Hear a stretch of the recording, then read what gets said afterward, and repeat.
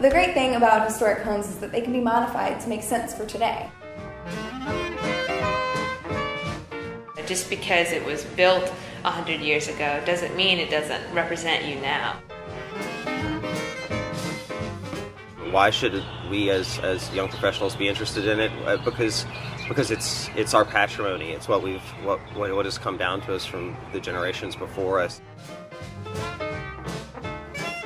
I think when you look at today and the adaptive reuse of these historic structures, they show that they have a modern day relevance. No one wants to go and just see like, oh, this is a testament of what used to be. We want to see what it can be. And that's what the point of preservation is now. That's why we're interested in it. I bought an old house because it makes sense. Financially, it makes sense because of tax credits. It makes sense because of its location. It is a totally walkable community. I can walk to coffee shops, I can walk to the park. Baton Rouge has a lot of historic structures that a lot of cities of its size don't have.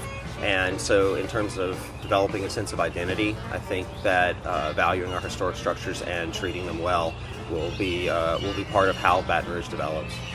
It's such a unique and irreplaceable icon of the things that you've were before, and if you take it lightly, or you take it for granted, or you think you can demolish it just to build something else, you really do lose this connection to who you were, or who we were, and still are. Who we are really plays out, I think, in our architecture, because it's so unique, especially South Louisiana. It's going to take, people our age that, have, the foresight to, take a chance in going, to North Boulevard or Florida, in between downtown and mid-city. When you look at the two buildings that are of particular interest to us, the Crest and the King, in history, both buildings served multiple purposes. Our first project was the Crest building at 3rd and Main, and it had a pretty strong civil rights significance, along with its historic significance to the city of Baton Rouge. There was a 3-building project: the Crest, the Wilson Levy buildings, and also the Knox buildings, which go back to the late 18 and early 1900s. On the civil rights side, in 1960, 9 Southern University students were arrested following a sit-in, and sparked sit-in movements all across the United States. And the ability to go in and save a building like that from the wrecking ball had a lot of social significance, but the fact that we're able to tie tax incentives into it and create dollars and get it back into economic commerce is the impetus behind the redevelopment of buildings like that. Walk around, go down a block, you can see these homes that are practically brand new looking, and it's really been a project that people have taken on and taken to themselves. An old home has memories as part of it. It has part of your heritage. My name is Sylvia, and I'm a revitalizer. My name is Zach, and I like to remember. That's what I can say. That's what you said I could say. I think in general, we as Americans live in a very young country, and it's easy to get romanced by things that are new and things that don't really express the age of a place.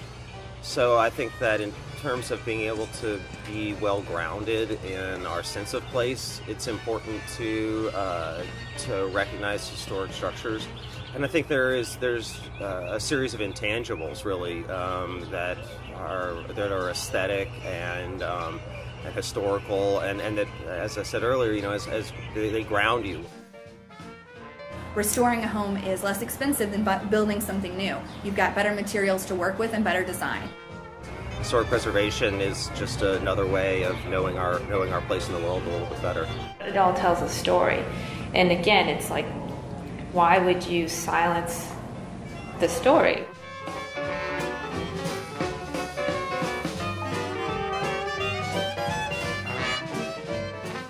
Now you're rolling. I think the fact that you make money while doing something that is civic-minded. My bad. Rolling. Okay, you don't want to just kind of like talk to each other about preservation? We want it to be like real cash. And, So Chris, I was thinking about preservation the other day. Excuse me, my nose is itching. I was thinking about preserves the other day. Really? Yeah. I love preserves. And fig preserves. Fig. I can't. Mayhaw jelly. Mayhaw jelly. My grandmother used to make great mayhaw jelly. We like to remember the past because it ties in with the future. And I really love hardwood floors. And that's hard to find. Hey! I like to remember things.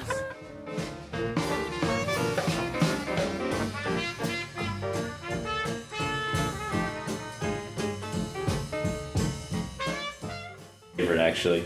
And if Dan hadn't gotten his claws on it first, I would have put my hands all over it, but I would have felt that building up. Is that rolling? I hope it is. Derek Fitz, ladies and gentlemen. DEREKFITZ.